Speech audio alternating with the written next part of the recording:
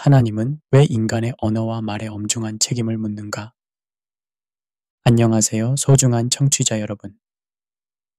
오늘 여러분과 함께 나누고 싶은 이야기가 있습니다. 아마도 이 순간에도 우리는 수많은 말들을 하고 있을 것입니다. 가족과의 대화, 친구와의 수다, 직장에서의 업무 대화, 그리고 마음속으로 중얼거리는 혼잣말까지 말입니다. 그런데 잠깐 혹시 이런 생각을 해보신 적이 있으십니까? 우리가 하는 이 모든 말들이 단순히 공기 중으로 사라지는 것이 아니라 어디선가 기록되고 있다면 어떨까요? 더 나아가 우리의 모든 말에 대해 언젠가 심판을 받는다면 어떨까요? 마태복음 12장 36절에서 37절의 말씀을 함께 들어보시겠습니다. 사람이 무슨 말을 하든지 심판날에 이에 대하여 신문을 받으리니 내 말로 의롭다 함을 받고 내 말로 정죄함을 받으리라. 이 말씀은 우리에게 하나의 도발적인 질문을 던집니다. 도대체 하나님은 왜 인간의 언어와 말에 이토록 엄중한 책임을 묻고 계시는 것일까요? 오늘 이 시간을 통해 우리는 이 질문에 대한 답을 찾아가는 여행을 떠나보려 합니다. 철학자들의 지혜와 심리학자들의 통찰, 사회학자들의 분석, 그리고 무엇보다 성경의 진리를 통해 말씀드리겠습니다. 제1장, 말이라는 신비로운 현상. 20세기 철학자 루드비히 비트겐슈타인은 이런 말을 남겼습니다. 언어의 한계가 나의 세계의 한계다. 참으로 흥미로운 관점입니다. 우리가 사용하는 언어가 단순히 의사소통의 도구가 아니라 우리의 사고와 세계관을 규정하는 틀이라는 뜻이기 때문입니다. 생각해 보십시오.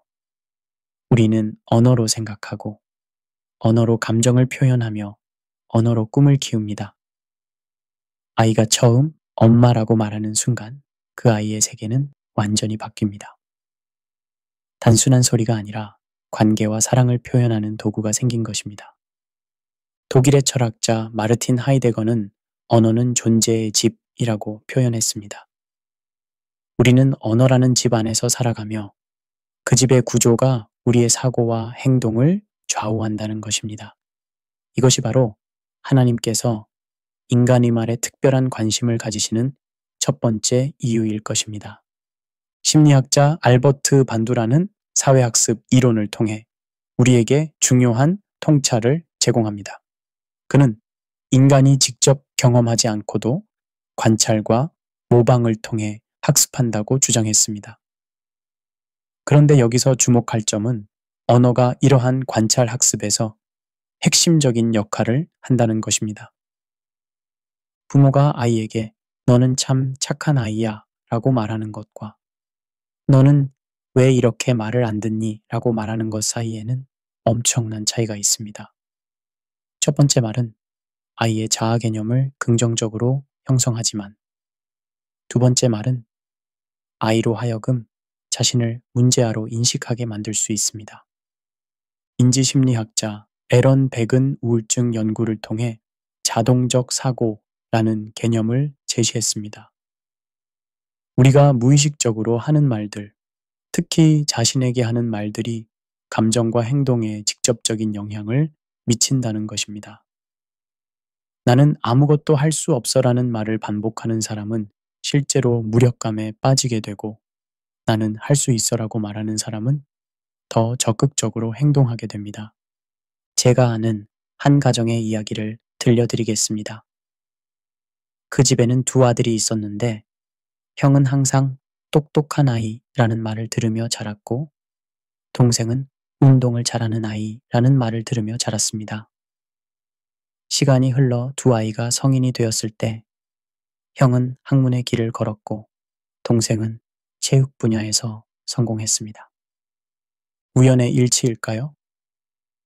심리학자들은 이를 자기실현적 예언이라고 부릅니다.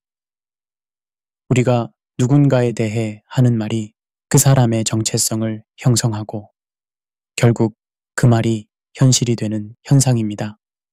이것은 개인적 차원을 넘어 사회적 차원에서도 일어납니다. 어떤 집단을 위험한 사람들이라고 지속적으로 말하면 사회는 그들을 실제로 위험한 존재로 취급하기 시작합니다. 반대로 소중한 사람들이라고 말하면 그들을 보호하고 존중하려는 분위기가 조성됩니다. 그런데 여기서 한 가지 의문이 생깁니다. 정말 말이 그렇게 중요한 것일까요? 어떤 사람들은 이렇게 말할 수도 있습니다. 행동이 더 중요하지 않나요? 말보다는 실제 행위가 사람을 평가하는 기준이어야 하는 것 아닌가요? 물론 행동도 중요합니다. 하지만 우리가 간과하지 말아야 할 것은 말 자체가 이미 하나의 행동이라는 사실입니다. 말은 단순한 소리가 아니라 우리의 의지가 표현되는 구체적인 행위입니다. 더 나아가 말은 행동을 앞서갑니다. 우리는 먼저 마음으로 생각하고 그것을 말로 표현한 후 행동으로 옮깁니다. 따라서 말을 통제하지 못하는 사람이 행동을 올바르게 할 수 있을 가능성은 매우 낮습니다. 이제 성경적 관점에서 살펴보겠습니다. 창세기 1장을 보면 하나님께서 세상을 창조하실 때 사용하신 방법이 바로 말씀이었습니다. 하나님이 이르시되 빛이 있으라 하시니 빛이 있었고, 이것은 단순한 서술이 아닙니다. 말이 가진 창조적 힘을 보여주는 장면입니다. 인간은 하나님의 형상으로 창조되었습니다. 그렇다면 인간의 말에도 하나님의 말씀과 같은 창조적 힘이 있을까요? 물론 하나님처럼 무에서 유를 창조할 수는 없습니다. 하지만 우리의 말로 관계를 창조하고 희망을 창조하고 사랑을 창조할 수는 있습니다. 반대로 우리의 말로 관계를 파괴하고 절망을 만들고 미움을 생산할 수도 있습니다. 이것이 바로 하나님께서 우리의 말에 책임을 물으시는 이유입니다. 하나님의 형상을 닮은 존재로서 우리는 말을 통해 창조의 사명을 감당해야 하기 때문입니다. 그렇다면 오늘 하루 우리의 말을 점검해 보십시오. 아침에 일어나서 가족들에게 첫 번째로 한 말이 무엇이었습니까? 직장에서 동료들과 나눈 대화의 내용은 어떠했습니까? 저녁에 집에 돌아와서 가족들에게 한 말은 무엇이었습니까? 이 모든 말들이 과연 창조적이었는지 파괴적이었는지 생각해 보십시오. 누군가를 격려했는지 상처를 주었는지 돌아보십시오. 진실했는지 거짓이 섞여 있었는지 성찰해 보십시오. 제2장 마음의 거울로서의 언어. 프로이트는 말실수라는 개념을 통해 흥미로운 통찰을 제시했습니다. 우리가 의도하지 않게 잘못 말하는 것들이 사실은 무의식에 진짜 생각을 드러낸다는 것입니다. 예를 들어 싫어하는 사람의 이름을 다른 이름으로 부르거나 하고 싶지 않은 일에 대해 하겠습니다. 대신 하지 않겠습니다. 라고 말하는 경우입니다. 현대 심리학자 제임스 페니베이커는 언어 분석을 통해 사람의 성격과 심리 상태를 파악하는 연구를 진행했습니다. 그의 연구에 따르면 우리가 사용하는 단어의 종류, 문장의 구조, 말하는 패턴을 분석하면 그 사람의 정직성, 감정 상태, 심지어 건강 상태까지 알 수 있다고 합니다. 사회학자 피에르 부르디오에는 언어적 자본이라는 개념을 제시했습니다. 사람들이 사용하는 언어가 그들의 사회적 지위와 정체성을 결정한다는 것입니다. 어떤 말을 하느냐에 따라 그 사람이 어떤 계층에 속하는지, 어떤 교육을 받았는지, 어떤 가치관을 가지고 있는지가 드러난다는 것입니다. 이것은 단순히 표준어와 방언의 문제가 아닙니다. 더 깊이 들어가면 우리가 선택하는 단어, 표현 방식, 대화의 주제가 모두 우리의 내면 세계를 반영한다는 의미입니다. 직장에서 일어나는 상황을 생각해 보겠습니다. 같은 실수에 대해서도 사람마다 다르게 반응합니다. 어떤 사람은 이런 실수가 있을 수 있지 라고 말하고 어떤 사람은 도대체 어떻게 이런 일이 일어날 수 있어? 라고 말합니다. 첫 번째 사람은 관용적이고 이해심이 많은 마음을 가지고 있고, 두 번째 사람은 완벽주의적이고 비판적인 성향을 가지고 있을 가능성이 높습니다. 또 다른 예를 들어보겠습니다. 어떤 사람이 성공했을 때 운이 좋았어 혹은 때가 좋았어 라고 말하는 사람과 열심히 노력한 결과야 라고 말하는 사람은 완전히 다른 세계관을 가지고 있습니다. 첫 번째 사람은 겸손할 수도 있지만 자신감이 부족할 수도 있고, 두 번째 사람은 자신감이 있지만 교만할 수도 있습니다. 예수님께서는 마태복음 12장 34절에서 이렇게 말씀하셨습니다. 독사의 자식들아, 너희는 악하니 어떻게 선한 말을 할 수 있느냐? 이는 마음에 가득한 것을 입으로 말함이라. 이 말씀은 우리에게 중요한 진리를 가르쳐 줍니다. 말은 마음의 내용물이 쏟아져 나오는 통로라는 것입니다. 누가복음 6장 45절에서도 비슷한 말씀을 하십니다.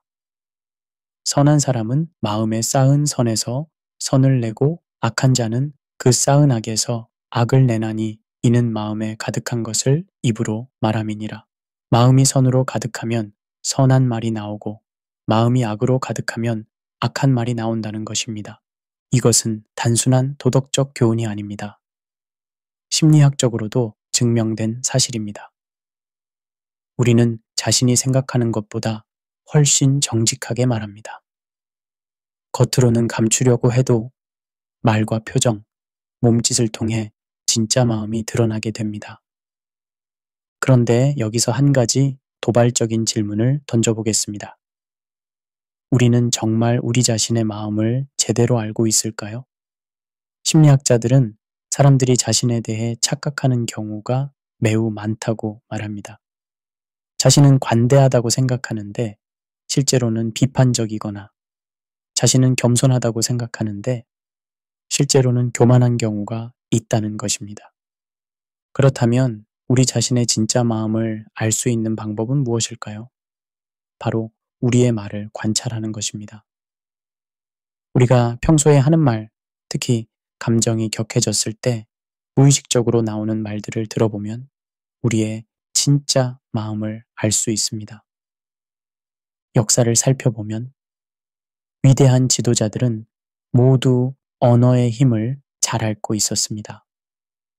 처칠의 연설은 영국 국민들에게 용기를 주었고, 케네디의 연설은 미국인들에게 희망을 주었습니다. 반대로 히틀러와 같은 독재자들도 언어의 힘을 악용하여 사람들을 선동했습니다. 이것은 언어가 단순히 개인의 문제가 아니라 사회 전체에 영향을 미치는 강력한 도구라는 것을 보여줍니다. 한 사람의 말이 수백만 명의 마음을 움직일 수 있고 역사의 방향을 바꿀 수도 있습니다. 그렇다면 오늘부터 우리의 말을 마음을 점검하는 도구로 사용해 보십시오. 하루 종일 내가 한 말들을 저녁에 돌아보면서 이런 질문을 해보십시오. 내가 오늘 한 말들을 보면 내 마음은 어떤 상태였을까? 평안했을까? 불안했을까? 기뻤을까? 화가 났을까? 감사했을까? 불평했을까? 사랑이 많았을까? 미움이 많았을까? 이런 성찰을 통해 우리는 자신의 진짜 마음을 발견할 수 있고, 필요하다면 마음을 바꾸기 위한 노력을 할 수 있습니다. 제3장 말의 창조적 힘과 파괴적 힘. 20세기 언어 철학자 존 오스틴은 수행적 발화라는 혁신적인 개념을 제시했습니다. 어떤 말들은 단순히 정보를 전달하는 것이 아니라 말하는 순간 새로운 현실을 창조한다는 것입니다. 예를 들어 목사가 이제 여러분을 남편과 아내로 선언합니다 라고 말하는 순간 두 사람의 관계는 완전히 바뀝니다. 재판관이 유죄라고 선언하는 순간 피고인의 법적 지위가 변화됩니다. 이런 말들은 현실을 기술하는 것이 아니라 현실을 만드는 것입니다. 우리의 일상적인 말들도 마찬가지입니다. 미안해 라고 말하는 순간 관계가 회복되기 시작하고 고마워 라고 말하는 순간 감사의 기운이 생겨납니다. 사랑해 라고 말하는 순간 사랑이 표현되고 확인됩니다. 심리치료 분야에서는 오래전부터 말하기 치료의 효과를 인정해 왔습니다. 프로이트의 정신분석에서부터 현대의 인지행동 치료까지 모든 심리치료의 핵심은 말을 통한 치유입니다. 특히 주목할 만한 것은 긍정적 자기 대화의 효과입니다. 스포츠 심리학자들은 운동선수들에게 긍정적인 자기 대화를 가르침으로써 성과를 향상시킬 수 있다는 것을 증명했습니다. 나는 할 수 있다. 나는 강하다. 나는 집중하고 있다. 와 같은 말들이 실제로 운동 능력을 향상시킨다는 것입니다. 반대로 부정적인 자기 대화는 우울증과 불안증의 주요 원인 중 하나입니다. 나는 쓸모없어. 나는 아무것도 할 수 없어. 모든 것이 내 잘못이야.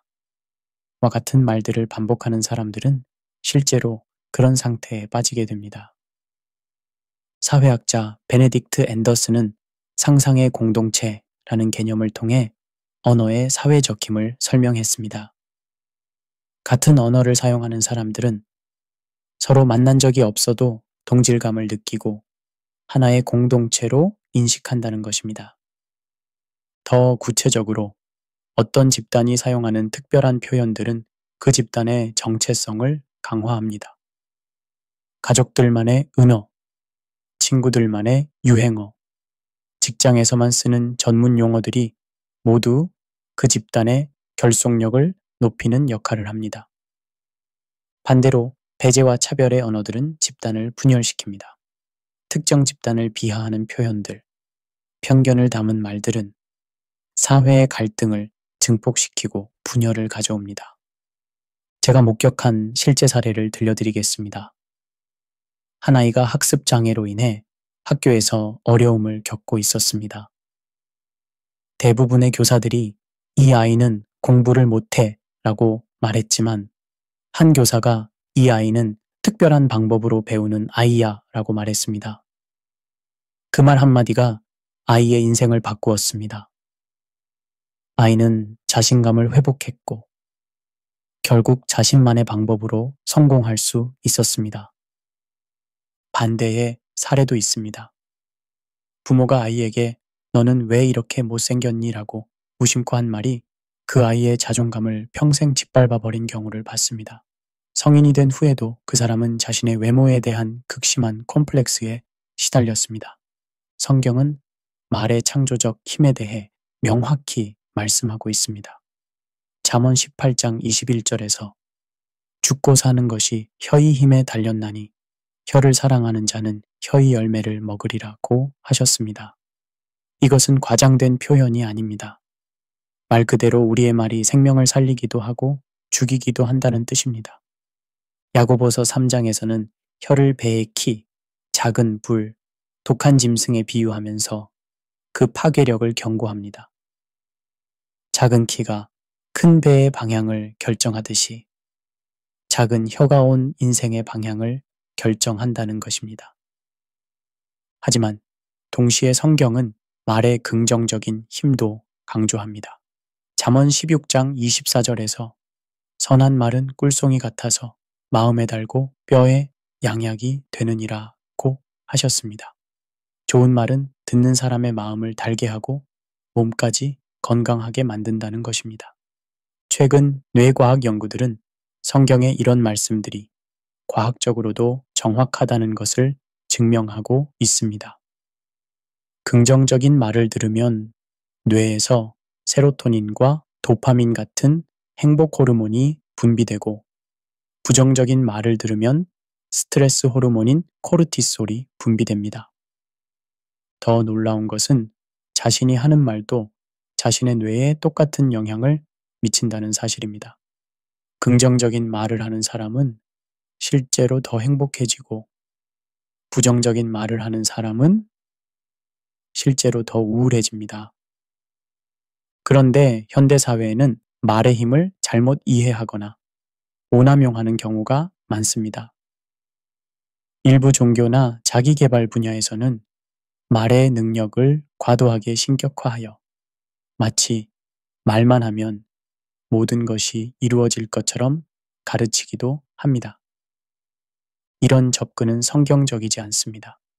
성경은 말의 힘을 인정하지만 그것이 하나님의 주권 아래 있다는 것을 명확히 합니다. 우리의 말이 하나님의 뜻과 일치할 때 창조적 힘을 발휘한다는 것입니다. 그렇다면 우리는 어떻게 말의 창조적 힘을 올바르게 사용할 수 있을까요? 몇 가지 실천 방법을 제안해 드립니다. 첫째, 매일 누군가에게 격려의 말을 한마디씩 해보십시오. 수고했어. 잘했어. 고마워. 와 같은 간단한 말들이 상대방의 하루를 바꿀 수 있습니다. 둘째, 자신에게도 긍정적인 말을 해보십시오. 나는 소중한 존재야. 나는 할 수 있어. 오늘도 감사해. 와 같은 말들을 의식적으로 해보십시오. 셋째, 부정적인 말을 긍정적인 말로 바꾸는 연습을 해보십시오. 힘들어를 도전적이야로, 못하겠어를 배우고 있어로 바꿔보십시오. 제4장, 관계를 만들고 부수는 도구. 사회학자 에밀 뒤르켐은 사회통합을 위한 핵심 요소 중 하나로 집단적 표상을 제시했습니다.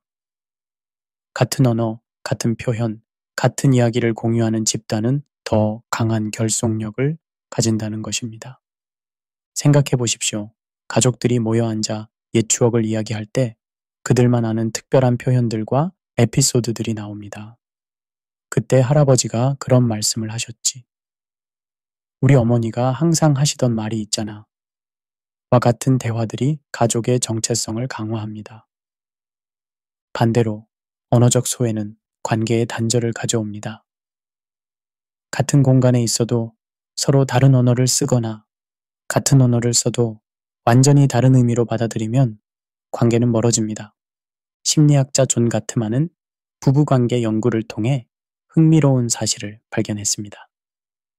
부부가 5분간 대화하는 모습만 관찰해도 그들의 이혼 가능성을 90% 이상의 정확도로 예측할 수 있다는 것입니다.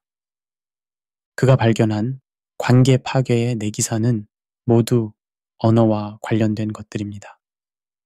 비판, 경멸, 방어, 그리고 담쌓기입니다. 이 모든 것들이 말을 통해 표현되고 말을 통해 관계를 파괴합니다. 반대로 건강한 관계를 유지하는 부부들은 긍정적인 의사소통 패턴을 가지고 있었습니다. 서로를 존중하는 말, 감사를 표현하는 말, 애정을 나타내는 말들이 관계를 견고하게 만들었습니다. 직장에서 일어나는 상황을 예로 들어보겠습니다. 같은 프로젝트를 진행하는 두 팀이 있었습니다. A팀의 리더는 항상 우리가 함께 해냅시다. 여러분 덕분입니다. 정말 수고하셨습니다. 라는 말을 했습니다. B팀의 리더는 이것도 못해?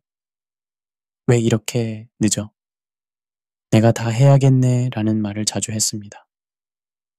몇 개월 후 A팀은 강한 팀워크를 바탕으로 뛰어난 성과를 냈지만 B팀은 내부 갈등으로 인해 프로젝트가 지연되고 여러 명이 이직을 했습니다.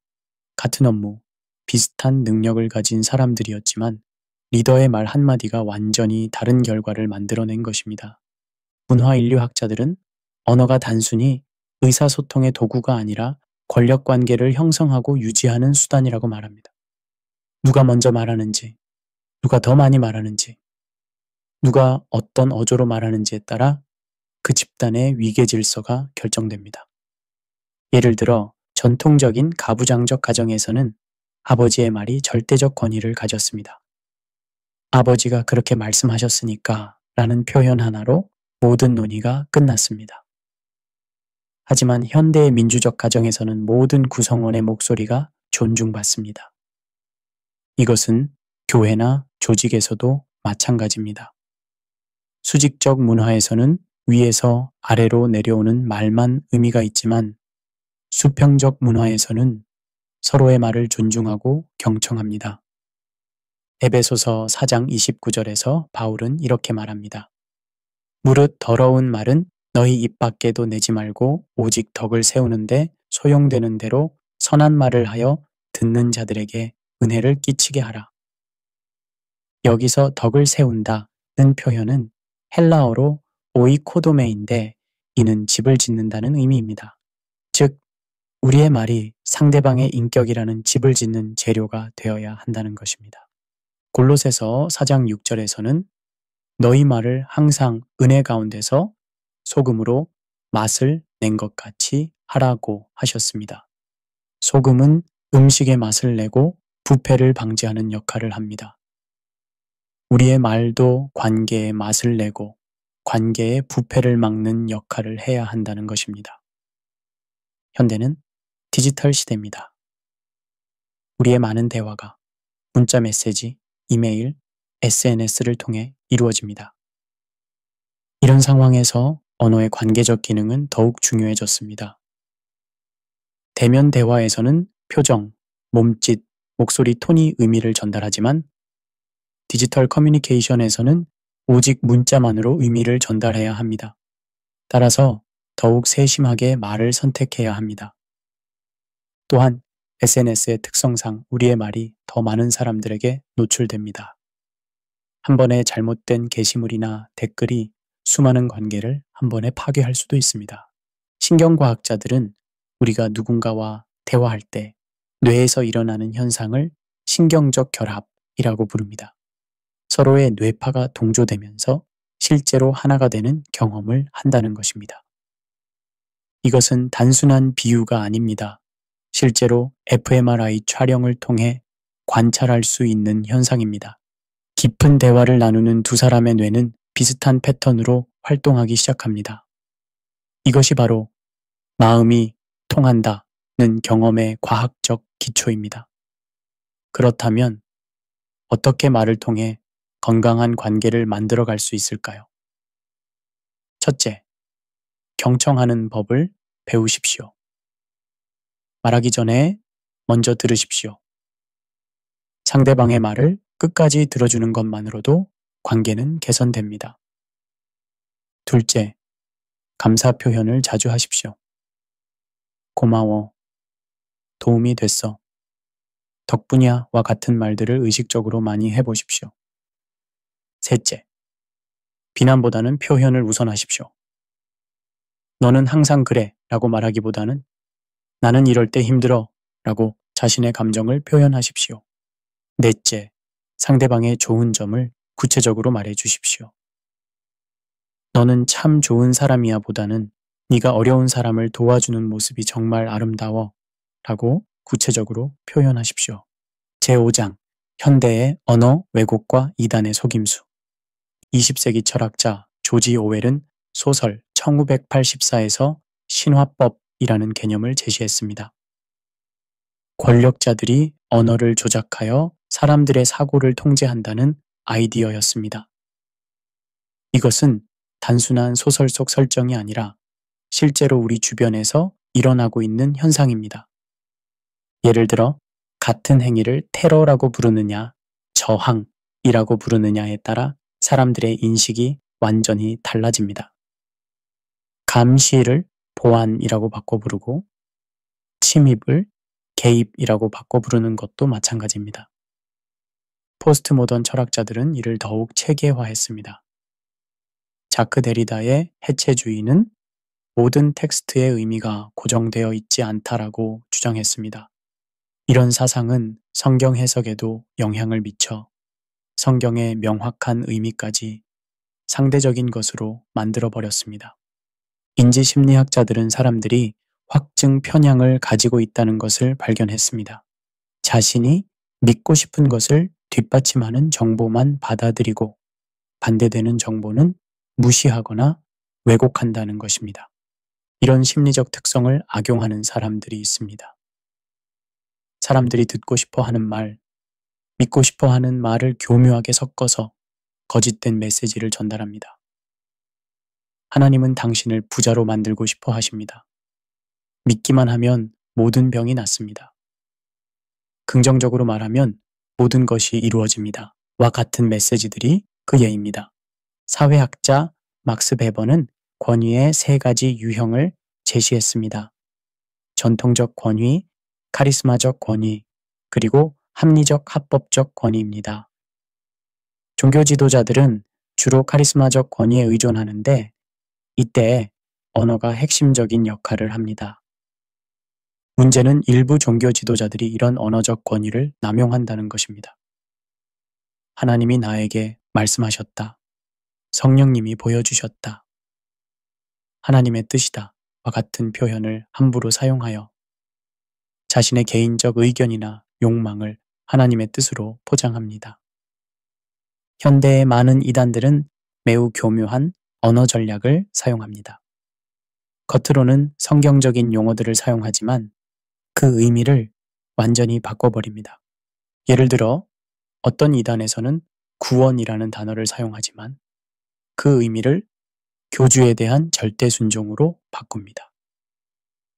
영생이라는 단어를 사용하지만 그 의미를 교주의 가르침을 따르는 삶으로 바꿉니다.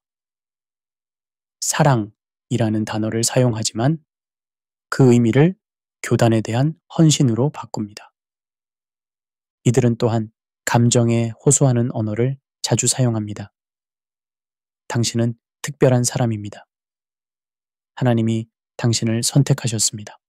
당신에게는 특별한 사명이 있습니다. 와 같은 말들로 사람들의 자존감과 소속감을 자극합니다. 최근에는 긍정 언어 신앙이나 말이 능력 신앙이라는 이름으로 언어를 신격화하는 사상이 퍼지고 있습니다.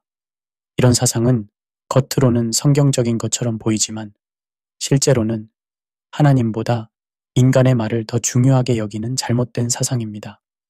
이들은 잠언 18장 21절 죽고 사는 것이 혀의 힘에 달렸나니 라는 말씀을 인용하지만 그 문맥을 무시합니다. 이 말씀은 말의 중요성을 강조하는 것이지 말 자체에 신적인 능력이 있다는 뜻이 아닙니다.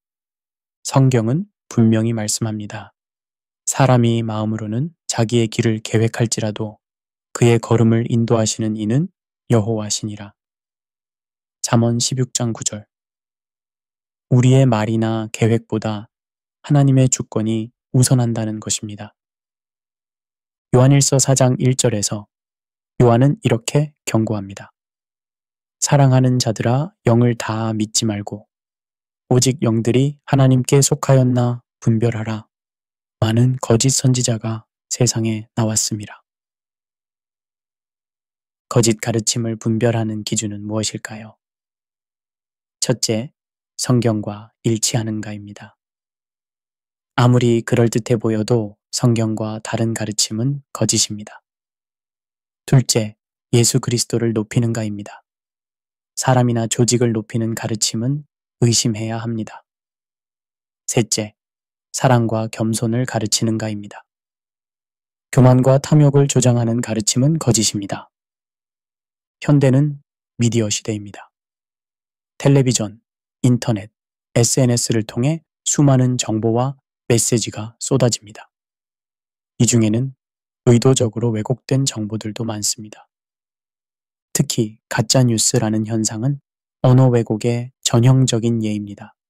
사실을 교묘하게 비틀거나 감정적인 표현을 사용하여 사람들의 판단력을 흐립니다.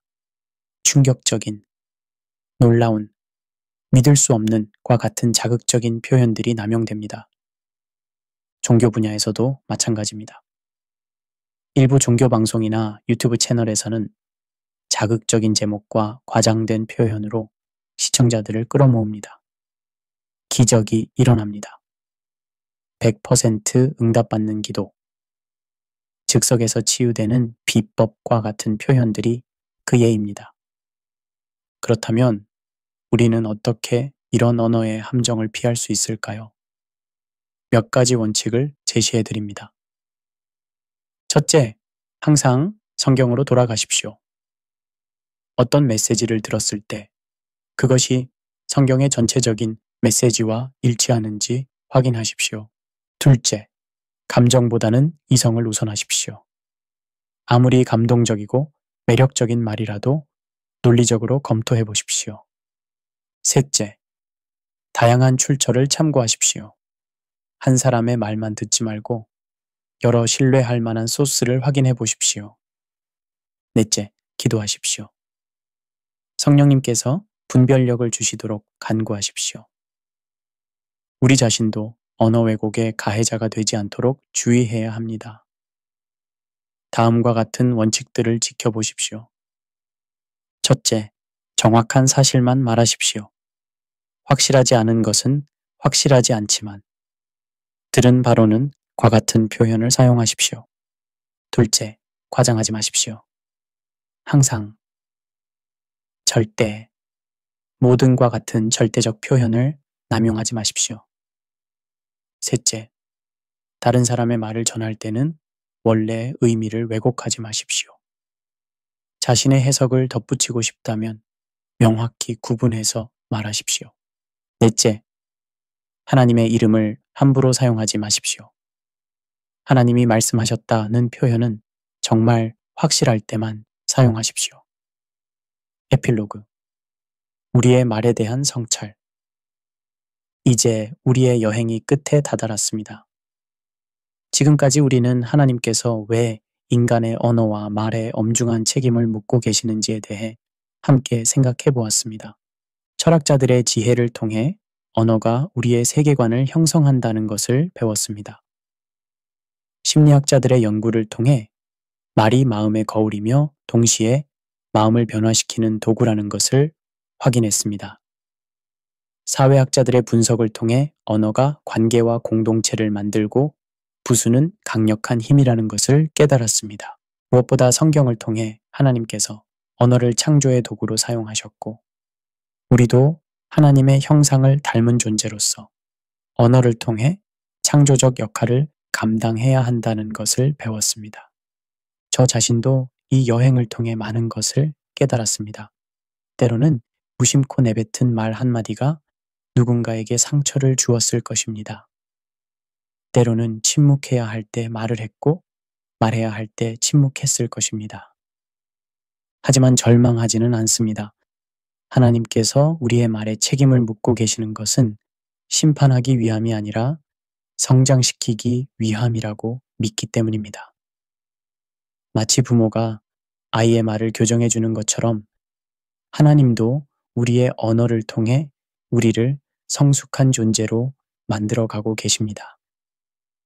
그렇다면 앞으로 우리는 어떻게 살아가야 할까요?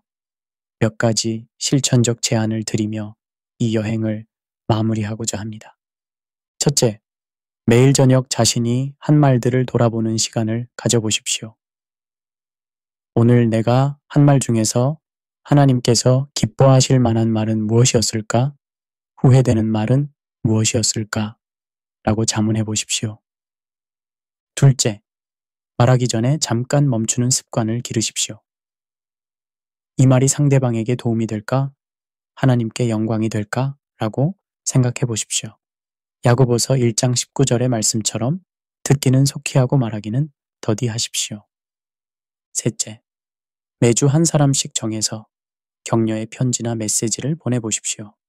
구체적이고 진심 어린 격려의 말들이 그 사람의 인생을 바꿀 수도 있습니다. 넷째, 성경 암송을 통해 마음의 선한 말들을 저장해 두십시오. 마음에 선한 것이 가득하면 입으로도 선한 말이 나올 것입니다. 사랑하는 여러분, 우리는 말을 통해 하나님의 사랑을 전달하는 도구가 될 수 있습니다. 상처받은 마음을 치유하고 절망에 빠진 사람에게 희망을 주고 외로운 사람에게 위로를 줄 수 있습니다. 하지만 동시에 우리의 말은 사람을 상처 입히고 관계를 파괴하고 하나님의 이름을 욕되게 할 수도 있습니다. 이것이 바로 하나님께서 우리의 말에 엄중한 책임을 묻고 계시는 이유입니다. 마태복음 12장 37절의 말씀을 다시 한번 기억해 보십시오. 내 말로 의롭다 함을 받고 내 말로 정죄함을 받으리라. 이 말씀은 두려움이 아니라 소망을 주는 말씀입니다. 우리의 말을 통해 하나님 앞에서 의롭다 함을 받을 수 있다는 약속이기 때문입니다. 우리의 언어가 하나님의 사랑을 반영하고 이 세상에 선한 영향력을 끼치는 도구가 되기를 소망합니다. 오늘 이 시간이 여러분의 언어 생활에 새로운 전환점이 되기를 기도합니다. 감사합니다.